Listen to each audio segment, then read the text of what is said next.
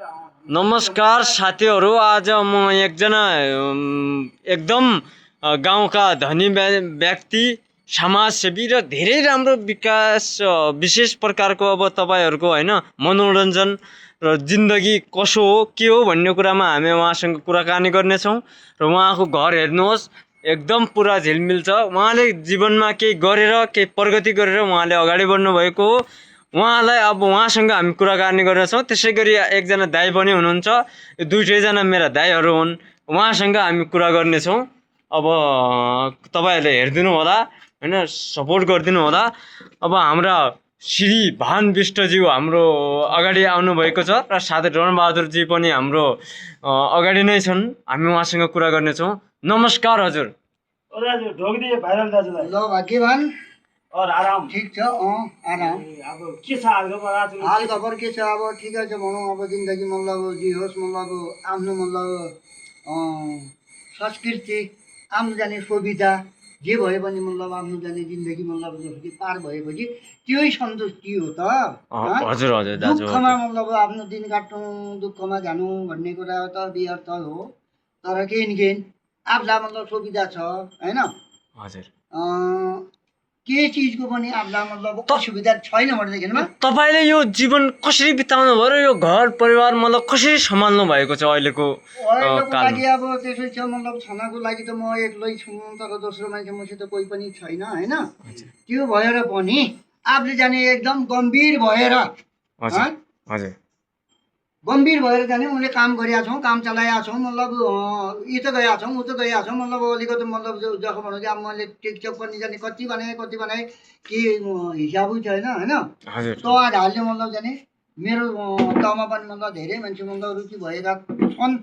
तपाईँ अहिलेको समाजको लागि तपाईँ के गर्नु भएको छ अहिलेसम्म? समाजको लागि होइन, अरूको जिन्दगी, कसैको जिन्दगी गरिब कोही दुखी छन् भने उहाँलाई कस्तो तरिकाले हेर्नुहुन्छ तपाईँ? सबैले सहयोग गरिरहेको छ। सबैले मतलब गरिब जो मान्छे छ उसलाई मतलब हेरेका छौँ, मैले हेरेका छौँ।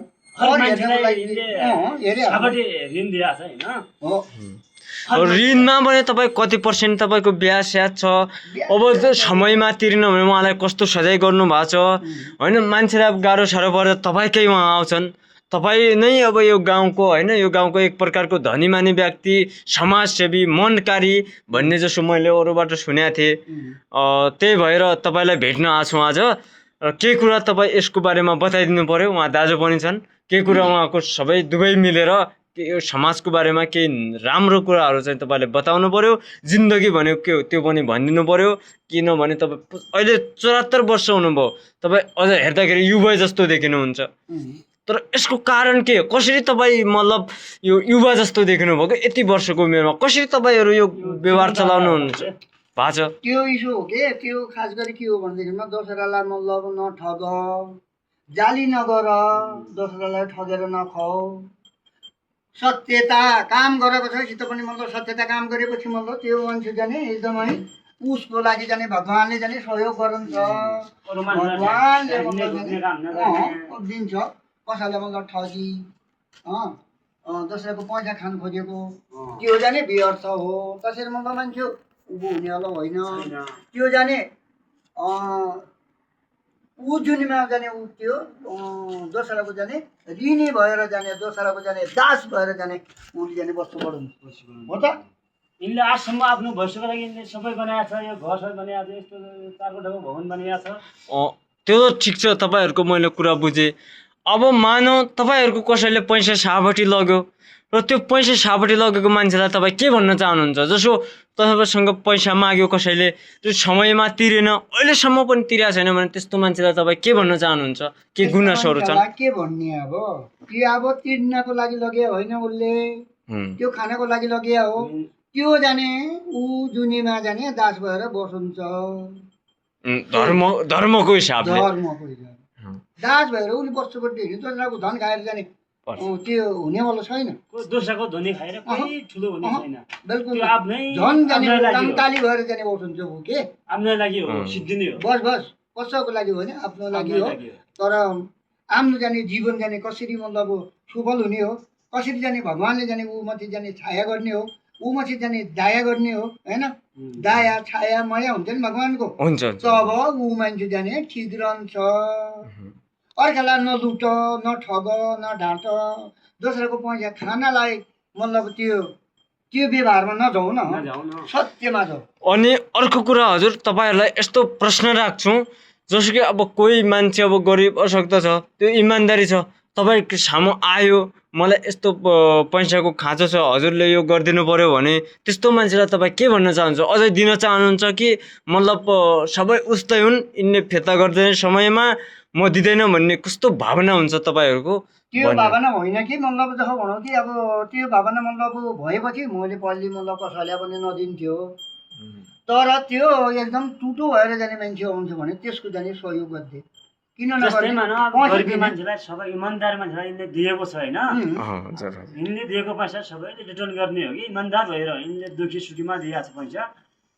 इमर्जेन्सी काममा दिएको छ यिनले यिनीहरू पैसा सबैले फिर्ता गर्ने हो बुझाउने हो कि तब त त्यो त्यो त आफ्नो काम चलाएपछि आफ्नो भइसकेपछि आफूसँग भएपछि समयमै फिर्ता गर्नुपर्छ त्यो त अब सबैको कर्तव्य हुन्छ म यही भिडियो मार्फत सम्पूर्णले अब हेर्छन् यो भिडियो होइन उहाँले चाहिँ के भने तपाईँको पैसा कसैले खाएको छ भने कसैले आफ्नो काम चलाउनको लागि जतिखेर त्यसको आवश्यकता पर्यो त्यतिखेर तपाईँको पैसा लुट्या छ भने त्यो समयमै फिर्ता गर्न म पनि आग्रह गर्न चाहन्छु र जाँदा जाँदै अब भिडियो धेरै लामो भइसक्यो अब जाँदा जाँदै अब यो दर्शकहरूलाई तपाईँ के भन्न चाहनुहुन्छ एकचोटि भनिदिनु पर्यो दाजु दर्शकहरूलाई के भन्ने मतलब कसैले पनि मतलब दाजुभाइ मतलब दिदीबहिनी कसैले पनि मतलब सत्यता होइन के चिज पनि सत्यता गर सत्यमा हिँड इमान्दार गर इमान्दारी व्यवहार गर दोस्राको मतलब खानु नखोज एकचोटि त्यसरी ढाँटेर मान्छे दोस्रामा उँभो हुनेवाला दुखेर छैन। काम लाग्नेवाला छैन हो त। इमान्दार गर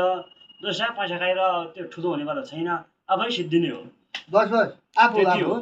कसैले केही नगर्ने बस ठिक छ 74 वर्ष अब दाजु तपाईँको यो भिडियो मैले बनाएँ होइन यो भिडियो अब म उसमा हाल्छु त्यसमा अब धेरै भ्युज कमेन्टहरू यताउति आयो भने म तपाईँलाई फेरि तपाईँको भिडियो बनाउने छु र जाँदा जाँदै अब यो भिडियोको बारेमा केही भनिदिनु पर्यो भिडियोको बारेमा अब त्यो मतलब भाइहरूले मतलब केही सबैले चिनिजान भइसक्यो होइन, धेरै भिडियो गइसकेको छ नि खोलिया छ अब त्यो है टिकटकमा धेरै भिडियो गएको खोलिया छ त्यही नि। तपाईँ भाइरल मान्छे भएर म तपाईँको भिडियोमा धेरै मनकाई सहयोगी अनि एक प्रकारको समाजको उत्कृष्ट व्यक्ति भएर तपाईँको भिडियो बनाउँदैछु म त्यही भएर आशा छ मलाई यो भिडियोमा निकै नै लाइक कमेन्ट र सेयर गर्नेछन् भन्ने लाग्छ र तपाईँलाई कस्तो लाग्छ तपाईँ कसैलाई पनि मन परेको व्यक्तिसित मात्र मतलब काम हुन्छ है हजुर हजुर मन परेको व्यक्तिसित मतलब भिडियो बनाइन्छ न्युज बनाइन्छ बसिन्छ हेटिन्छ खाइन्छ प्रेममा के हुन्छ माया अरे प्रेम हुन्छ सबैलाई। जुठो पनि खाइन्छ नि खाइन्छ जुठो प्रेममा खाइन्छ जुठो खाइन्छ खाइन्छ बस त्यतिकै त्यो हो अरू के हो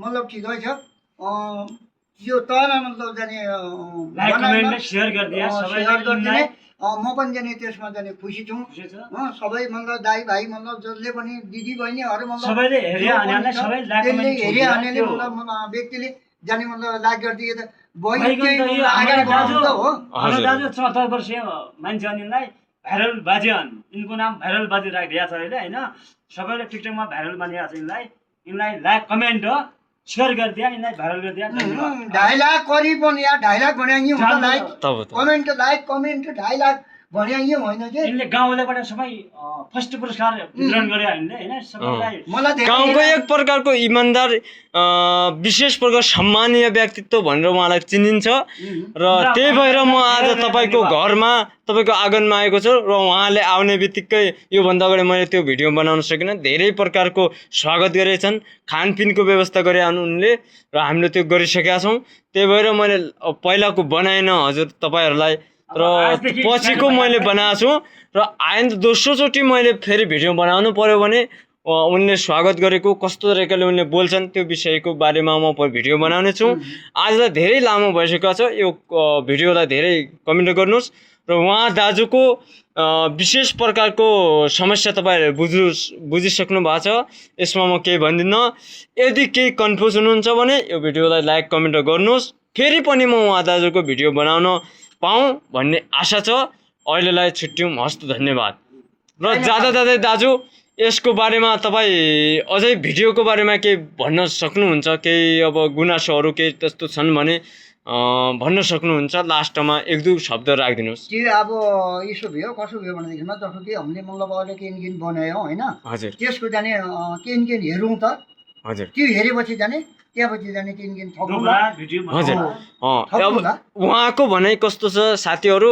उहाँको भनाइ कस्तो छ भने यो भिडियोमा धेरै लाइक कमेन्ट पुग्यो भने सेयर पुग्यो भने म दोस्रो भिडियोमा तपाईँहरूलाई जीवन के हो, जीवनमा के गर्नुपर्छ, सामाजिक व्यक्तित्व भएपछि सम्मानित व्यक्तित्व भएपछि सम्मानित व्यक्तिको भनाइ कस्तो रहनेछ तपाईँहरूलाई हामी दोस्रो भिडियोमा देखाउनेछौँ। आजलाई छुट्यौँ, धन्यवाद।